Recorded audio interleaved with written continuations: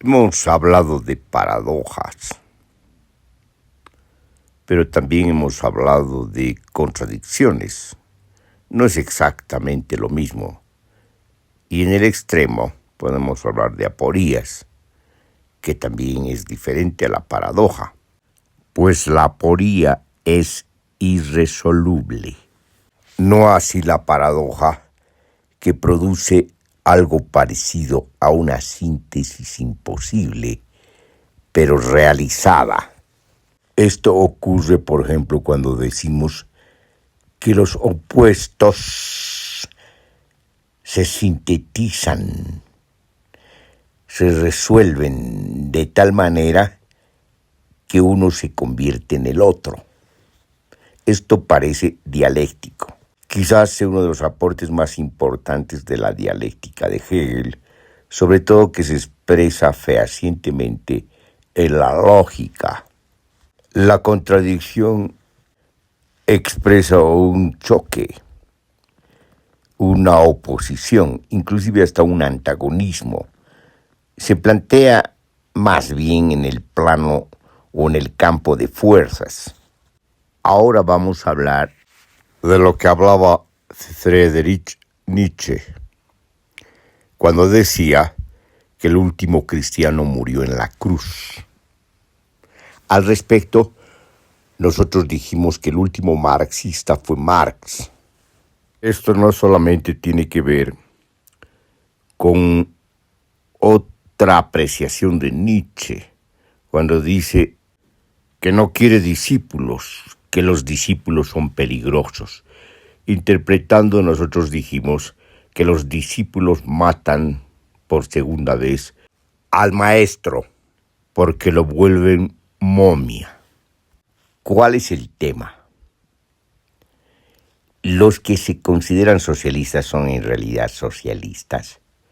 Los que se consideran liberales son en realidad liberales. Los que se consideran de izquierda son en realidad de izquierda. Los que se consideran de derecha son en realidad de derecha. Podemos remontar esta pregunta a su propia historia, una historia que comprende distintos contextos. El de su nacimiento, por ejemplo, que es un contexto donde no hay pretensiones de ser tal o cual cosa, sino se nace en el acontecimiento mismo de las contradicciones en el campo de fuerza y en el debate, en la interpelación, en el concurso de las formaciones discursivas, sobre todo aquellas que están íntimamente ligadas al discurso histórico-político, que cuestiona los discursos de la legitimación. Otro contexto es cuando estas diferencias, estas oposiciones y estas contradicciones, tanto en el campo de fuerzas como en el campo del lenguaje, por lo tanto, diremos simplemente de las representaciones, adquiere formas ya consolidadas o más o menos consolidadas, y entonces estas formas tienen cierta relativa autonomía, sobre todo en el mundo de las representaciones, adquieren contenido ideológico, formas de expresión y también prácticas que las distinguen. Entonces aparecen los perfiles.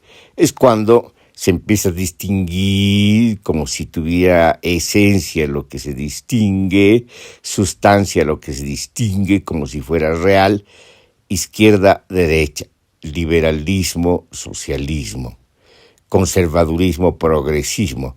Es decir, son términos que se refieren a un acontecimiento ya dado.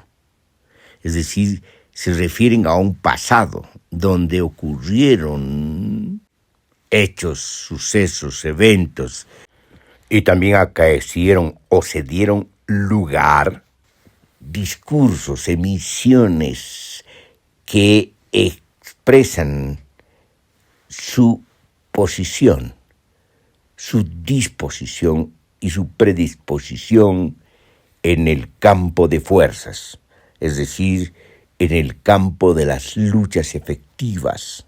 El problema en este contexto es que el mundo de las representaciones adquiere preponderancia sobre el mundo efectivo y por lo tanto los que emiten los discursos y pretenden prácticas, sobre todo tienen pretensiones de verdad, se invisten del halo que queda de lo que ocurrió antes.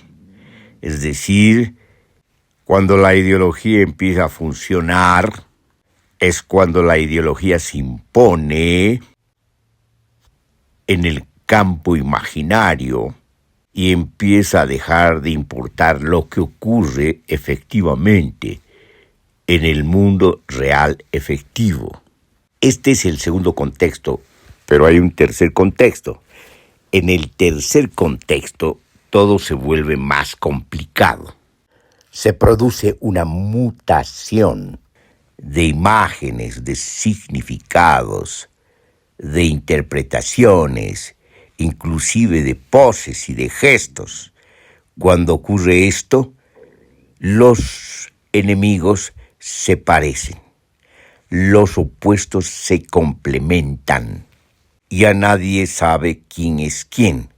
Sin embargo, se usan los discursos como en una inercia para pretender lo que no se puede lograr, que es legitimar lo imposible, el mismo vacío porque ha desaparecido el contexto o los contextos donde se han dado los eventos y los hechos que justifican y sostienen estas representaciones y esas ideologías.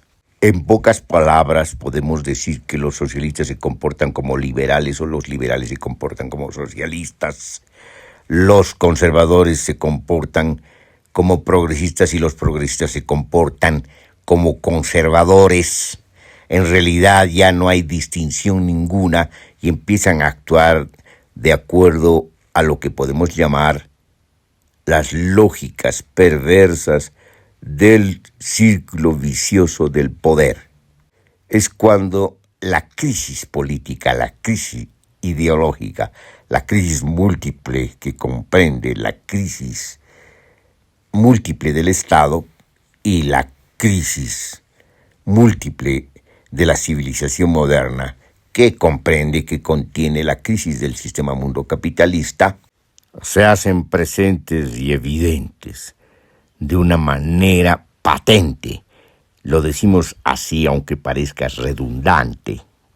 Podemos decir que en este contexto ha desaparecido la ideología, porque ya no importa.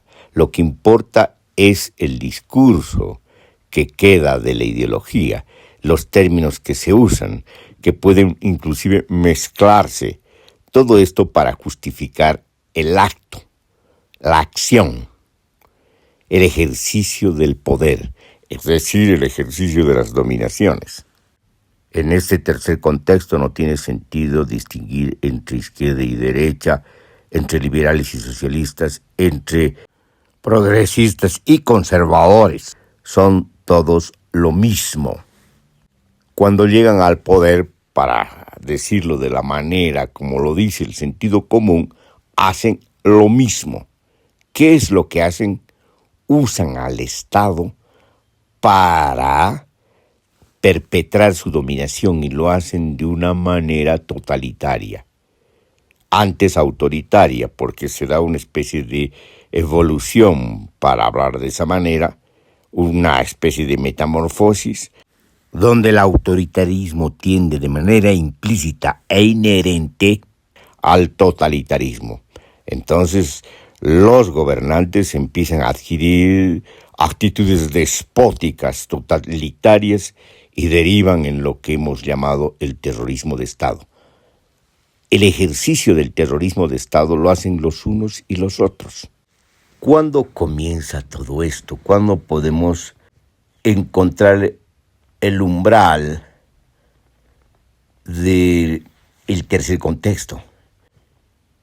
En América Latina y el Caribe encontramos este contexto ya en el gobierno dictatorial de Augusto Pinochet en Chile, que se da mediante un golpe.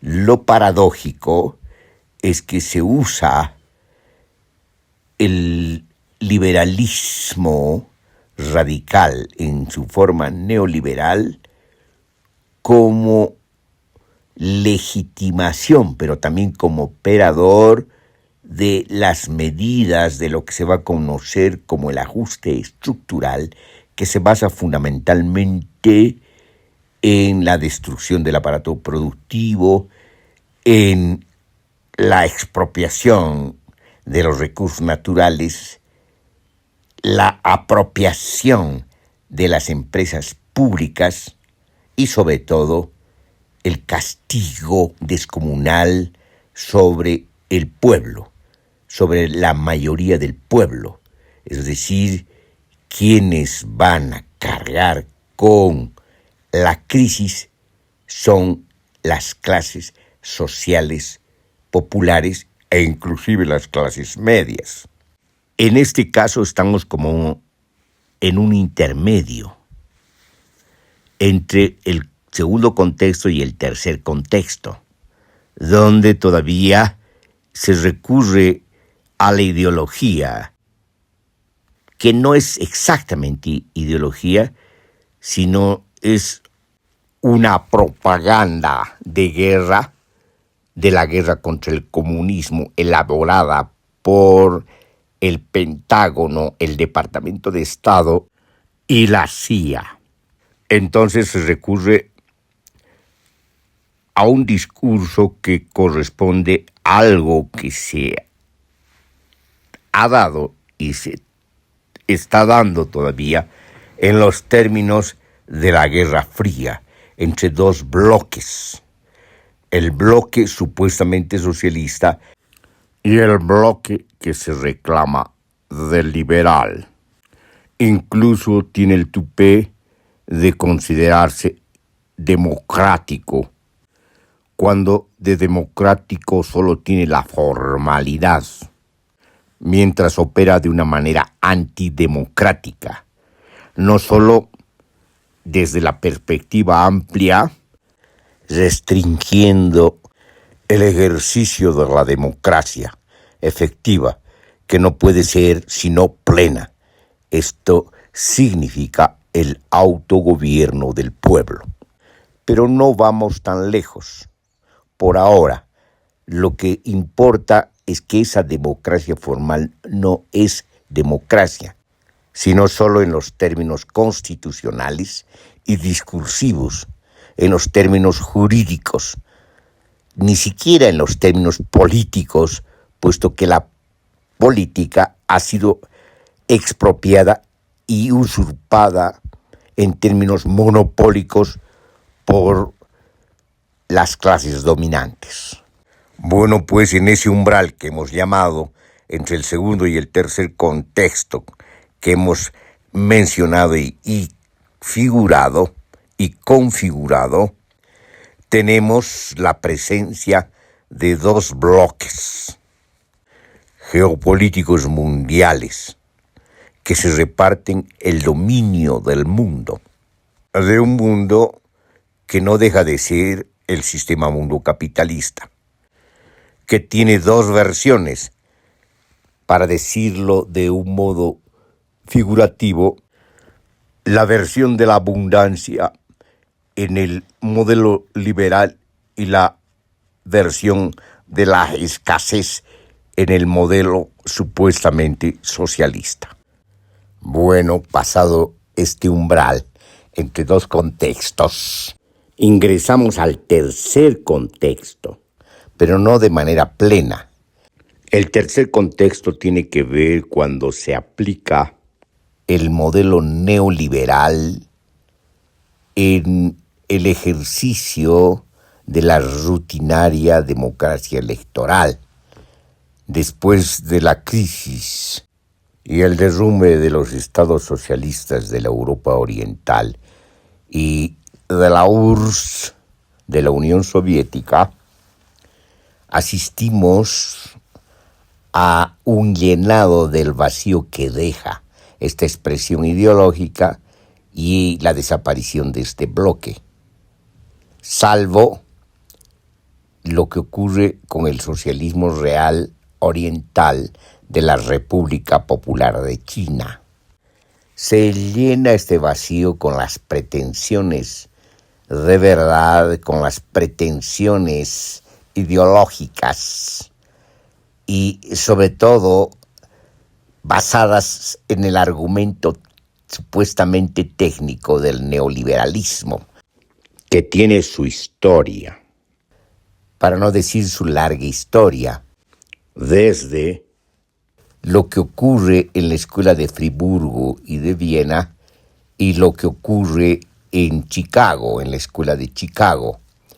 Entonces tenemos pues toda una historia anterior que podemos considerar como antecedentes, como en la etapa de la elaboración de los mecanismos más que el discurso, porque no se esmeran en el discurso, no se esmeran en la legitimación discursiva e ideológica, sino se esmeran en los instrumentos operativos del ajuste estructural de las privatizaciones y de lo que llaman el achicamiento del Estado, que en realidad el achicamiento solo es de nombre, pues usan el Estado, como hemos visto en el caso de la dictadura militar de Augusto Pinochet para aplicar el neoliberalismo, requieren de un Estado totalitario, de la represión del Estado y del terror del Estado. Más o menos en otro escenario ocurre con los gobiernos neoliberales del periodo electoral, del periodo de la democracia, cuando acceden al gobierno a través de elecciones y por lo tanto usan los instrumentos del Estado de Derecho para aplicar el neoliberalismo. Lo que llama la atención es que solo pueden hacerlo por represión. Usan al Estado para reprimir las protestas, para criminalizar la movilización y la protesta, para suspender los derechos conquistados sociales del trabajo y otros derechos relativos a la salud y a la educación. Aquí ya vemos que el uso de la enunciación, si podemos hablar así, del achicamiento del Estado no es más que un uso figurativo y contradictorio, pues lo que más se usa para aplicar el neoliberalismo es el Estado. Entonces ya aquí en este contexto, al inicio de este contexto, estamos ante la situación que hemos mencionado.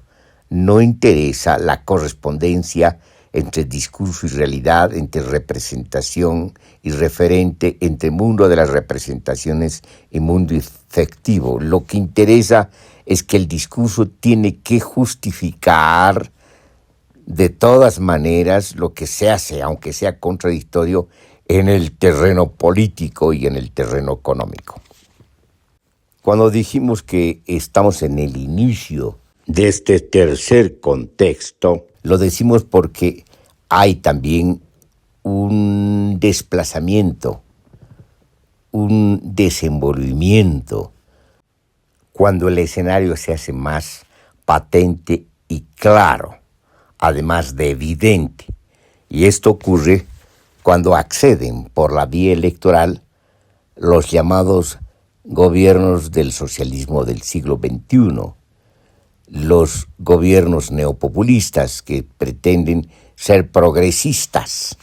En este caso, se usa una mezcolanza discursiva que articula fragmentos como en un popurrí y los lanza como si todo este esfuerzo, o más bien toda esta comedia discursiva, correspondiera a una renovación socialista cuando se trata de algo muy diferente.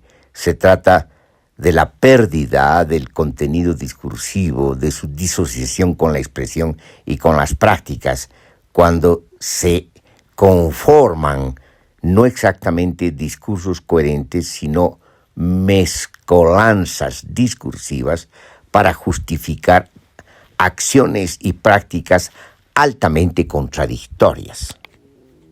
En este caso, en esta etapa del segundo contexto, ya estamos, pues, en la consolidación de las características propias del tercer contexto, que tienen que ver con la diseminación ideológica, pero también la diseminación institucional, la corrupción institucional propiamente dicha, la desaparición propiamente dicha de los discursos, porque en realidad ya no asistimos a los discursos, sino asistimos a una imitación de los discursos, pero de una forma comediante. Es decir, asistimos a la comedia política, del teatro político, pero un teatro y una comedia burlescas. En este caso ya no hay correspondencia entre lo que se dice y lo que se hace.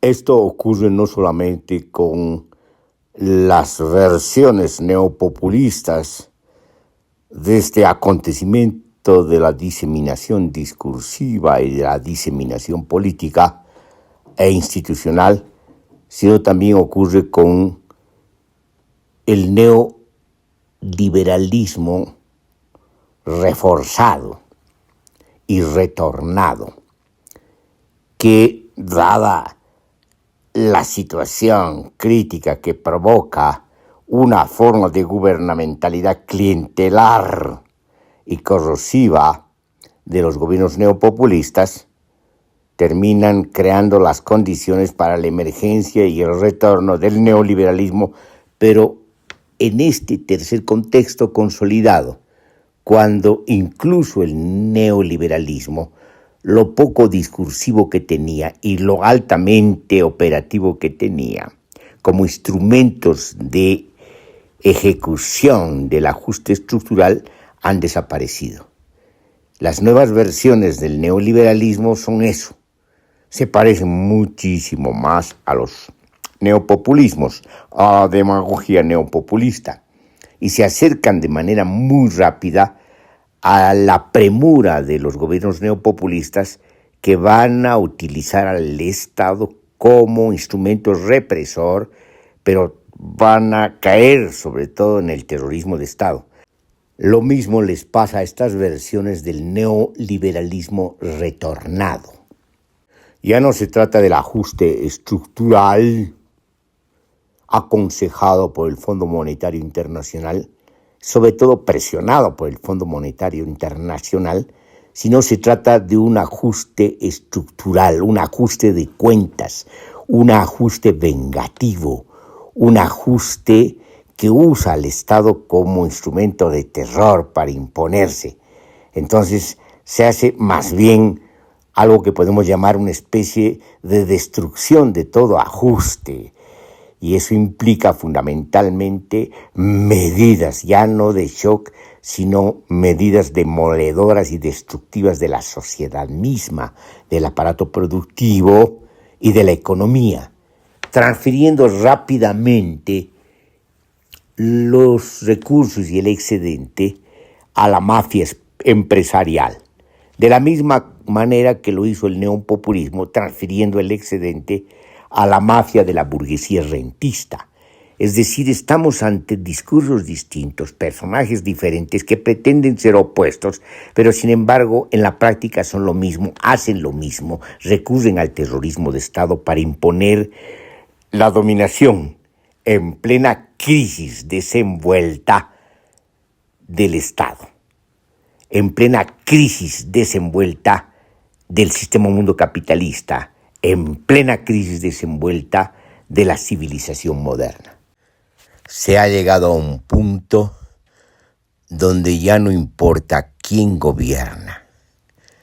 Las formas de gubernamentalidad diferentes se parecen en su diferencia de manera simétrica.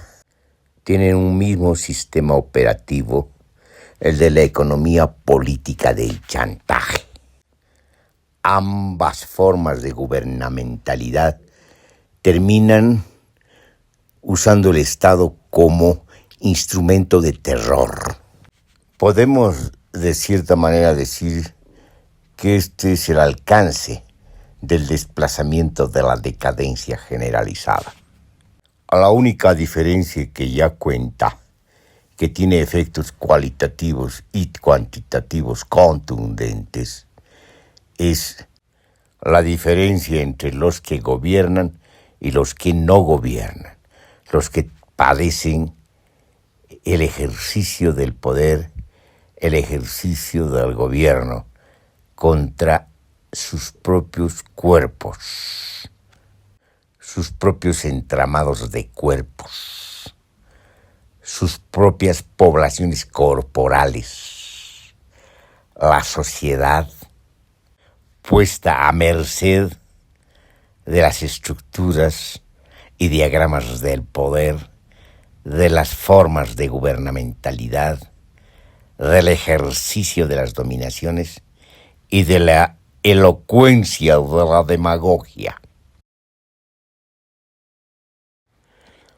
Podemos dar un ejemplo, entre muchos, de esta simetría perversa del poder. En Sudamérica tenemos dos versiones aparentemente opuestas, pero que derivan en el despotismo de Estado y derivan en el terrorismo de Estado para imponer sus proyectos que solamente implican ya en la coyuntura presente de la crisis múltiple la operatividad de la economía política del chantaje. Solo que los beneficiarios son distintos. En un caso el beneficiario es la burguesía rentista que se apodera del excedente del Estado, aprovechándose de la situación y la ubicación que tiene en la estructura de poder y en el Estado. En el otro caso, se produce en el supuesto achicamiento del Estado, que usa el Estado totalitario para imponer el neoliberalismo, la transferencia del excedente de manera inmediata a la burguesía financiera y a las transnacionales. En ambos casos tenemos, pues, dos versiones distintas, los enemigos, pero que son uno mismo, el despotismo de Estado. Uno de los casos que se autonombran como gobierno progresista, que es el neopopulismo posmoderno, en pleno desplazamiento de la decadencia generalizada de la política y del poder, de las formas polimorfas de las dominaciones. Y la otra versión corresponde al liberalismo radical, que no es otra cosa que una nueva versión del neoliberalismo retornado, pero con desplazamientos y perfiles cada vez más demoledores respecto a la sociedad, es decir, incrementan de manera desmesurada el costo social. Un ejemplo corresponde al gobierno neopopulista de Maduro y el otro corresponde al gobierno del liberalismo radical de Milei. En ambos casos se recurre al terrorismo de Estado para ejercer el poder y para gobernar contra las sociedades.